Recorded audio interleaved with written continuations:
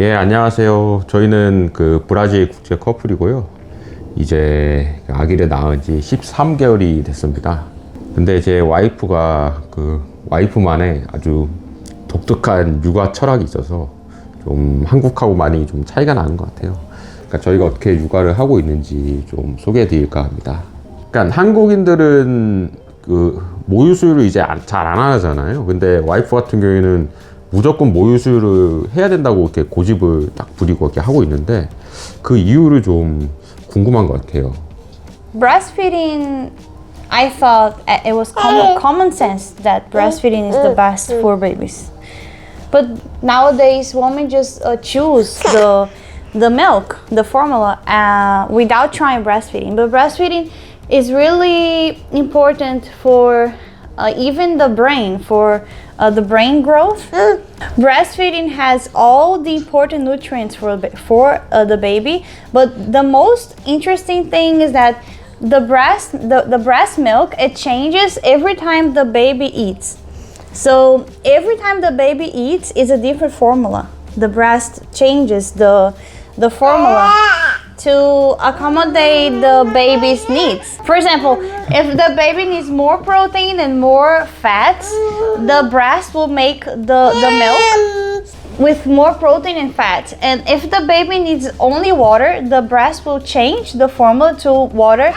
The breast milk is, I think, is the most important food for baby, not just till 6 months, because the knowledge in Korea is that the baby only needs the breast milk for 3 or 6 months. The breast milk is smart, so it changes when the baby is feeding. When the baby's saliva touches the breast, the milk changes, and it changes every time that the baby needs something different. So if the baby needs more fat or more protein or just water, the breast will change. And the other thing I think is so important is that when the baby's sick, the breast milk give the white cells that can protect the baby from disease. So it's also immunity booster. So breast milk is just so important. 모유수유가 상당히 중요한데 한국에서는 이제 엄마들이 모유수유를 좀 안 하는 것 같아요. 아무래도 안 하는 이유가 좀 미용적인 측면에서 이게 가슴이 많이 처지는 경우가 있어서 그래서 뭐 모유수유를 많이 안 한다고 하더라고요. Yes, I don't understand. I am trying to understand the reason why they don't breastfeed, and I think one of the reasons that it's cultural. Culture. I don't agree with this thing, and because sometimes they don't even try to breastfeed. They just give the formula, and if you give the formula to the baby at first, the baby will sleep more because the formula has more sugar, so the baby will sleep more at night, and the husband and the mom and other people can help, so it's easier for the mom if she doesn't breastfeed. So I think that's why in Korea they don't breastfeed, because it's hard and you need so much time, so much patience, and our body gets so drained by breastfeeding. So it's easier to have help when you don't breastfeed, and the baby needs the mom less, I think, because when there is breastfeeding, the baby needs the mom so much, and the mom too. Like, you can't be away from each other. It's so strong. So I think that's one of the reasons. And also, one thing that I really hate about in the traditional hospital, they don't allow, like, they don't support breastfeeding. The first time they give the food for the baby is just formula in the hospital, and I thought that was so crazy. Like, they just separate the mom from the baby the first night, but it's so important. The first time the baby's born, when the baby's born, he needs to breastfeed. The first milk, the first feed is really important for the baby body. But in Korea, they give the fake milk at first, so I think that's really weird. Like, that's not scientific. For in science, we know that the best thing is breast milk.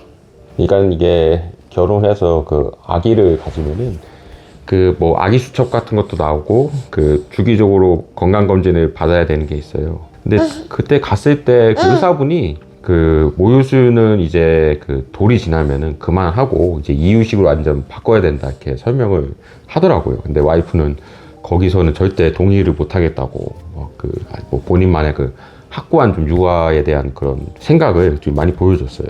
Yes, even 6 months. Anna was only 6 months, and the doctor said, you need to stop breastfeeding at night. And she gave me a schedule. You need to breastfeed this time and this time and this time. But breastfeeding doesn't have schedule. It's when the baby needs, the baby feeds. That's the schedule. That's the baby chooses the time, because we don't know, every baby is different and every day is different.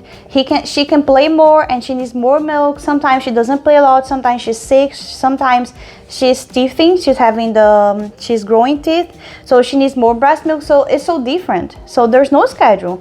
And I was so surprised because the World Organization of Health, the breastfeeding is the best. It's like the first 6 months to 2 years. That's the basic, like the most important time. But after 2 years, you can still breastfeed as long as you want, because it's always beneficial to breastfeeding. Because breastfeeding is not just about feeding, it's about connection, it's about safety, it's about regulation, it's about so many things. Not just feeding. But for Korean doctors, it's just feeding. But that's not just feeding. There's so many things. Because the baby, sometimes she wants to breastfeed because she's sleepy, or because she's hot, because she's cold, because she's in pain, because she's scared. So there are so many things. 그리고 그 이유식을 줄 때 저희 그 한국에서는 아이한테 좀 이렇게 막 하나씩 좀 이렇게 먹여주고 그런 게 있는데, 와이프 같은 경우에는 그 음식을 딱 차려주고 그 아이 스스로 이렇게 먹게 하더라고요. 그러면은 이게 손이 많이 가거든요. 이게 막 바닥도 막 더러워지고 그 식탁도 많이 더러워진대. 근데 항상 그렇게 고집을 하더라고요. 왜 그렇게 계속 그 이유식을 주는지 그것도 진짜 궁금한 것 같아. Because the baby needs to learn about texture, about size, about how to chew, the taste, and she also is learning if she's full or not. So she needs to learn to stop eating when she's full, or keep eating when she's hungry, and trust her body. And also, if you give the baby like in her mouth like that, the baby doesn't know about all the types of food, and the act of eating is not just eating, but the act of eating is also, for babies, also learning about all different types of colors and texture, and playing. So the first year is for playing. Food is play. Food is not for eating. That's why you let her like just eating like this. She also is really good because at first the baby have the reflex of gagging like this. And if you give her in her mouth like this, later in life it will be easier for her to choke. The baby can choke easier because she doesn't learn how to chew, how to navigate the food in her mouth. So it's so important to just let her self-feeding. She needs to learn how to eat alone, because we don't know. We don't know if she's hungry or if she's full. We need to let her choose and learn about foods. 그리고 보통 돌이 지나면은 한국에서는 이게 어린이집을 이렇게 보내는 경우가 많고, 그것도 상당히 경쟁이 치열해. 요새 어린이집 보내거나 뭐 나중에는 뭐 유치원까지 보내야 되겠지. 근데 와이프 같은 경우에는 어린이집을 보내는 걸 상당히 좀 반대하는 입장이더라고요. 왜 그렇게 생각하는지 상당히 좀 궁금하기도 해. Because the first years of the baby life, she needs the mom. She doesn't need to go somewhere. I think that not just I think that's really traumatic for the baby to just be abandoned in the for me like for my mind it's just abandonment for the baby, because she doesn't know you're gonna come back or not. And the baby doesn't need socialization the first years. The baby needs to stay with the mom and to learn to finish the connection with the parents. So when you leave the baby alone in the ordinary tube, you don't know you don't know what she's eating, you don't know how people are treating her, you don't know anything. I think that's not reasonable to bring the baby so young. And also the science, it shows that babies don't need socialization before 4 years to 7 years. The baby doesn't need to go to school so young. She needs to stay with the mom. So I don't understand. If you have a job, then that's necessary. So I am really sorry. 근데 한국에서는 초등학교를 가기 전부터 유치원을 가는 게 당연한 거고, 우리 심지어 그 영어 유치원도 있어. 그 영어를 배우기 위해서. 그런 거에 대해서는 어떻게 생각하는지도 궁금해. For formal education, like learning the class like this and behaving, this is only after the prefrontal cortex, the brain, is already built, but the baby doesn't have that. The baby only has emotions, like really, really strong emotions, and she's still learning about safety, about life. So she's learning English, but she's not learning later in life. That will have a big cost for her brain.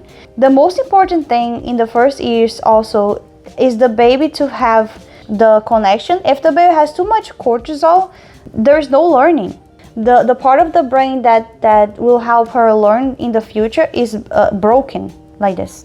If you stress the baby too much, like if you don't answer when she's crying, when she's scared, if you don't comfort her, the cortisol, the hormone, is really bad for brain.